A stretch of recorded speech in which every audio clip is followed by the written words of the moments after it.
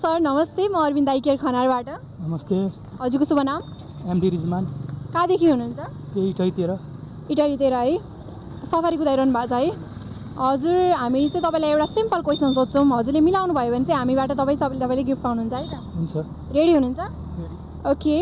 एक हप्तामा कति घन्टा हुन्छ? एक हप्तामा कति घन्टा हुन्छ होइन? 168। हजुर 168। हाम्रो सरले चाहिँ एन्सर मिलाउनु भयो है, यादै गरेर आउनु भएको थियो कि क्या हो? हो त्यही हो। ओके है, हाम्रो सरले चाहिँ एन्सर मिलाइसक्नु भयो गाइज है। तपाईँले चाहिँ हामी मार्फत चाहिँ एउटा सानो उपहार पाउनुभयो। के भन्न चाहनुहुन्छ? के राम्रो थियो। राम्रो। यसलाई खोलिदिनु न, हेरौँ न के छ अब। हजुर ग्लास रहेछ त। हजुर ल धन्यवाद। ग्लास रहेछ। लगाइदिनु न। लेडिज थियो नि। धुलो धुवामा हिँड्दाखेरि, हावाहरूमा हिँड्दाखेरि चाहिँ यो चस्मा लगाइरहनु है। यसले चाहिँ आँखालाई चाहिँ एकदम सेफ गराउँछ है त घाममा हिँड्दाखेरि। ओके। हजुरलाई आँखा सम्बन्धी कुनै समस्या भयो भने चाहिँ हाम्रो अरविन्द दाई केयर आउन सक्नुहुन्छ है त? के गइरहेको छ त जहिले पनि। Okay, thank you.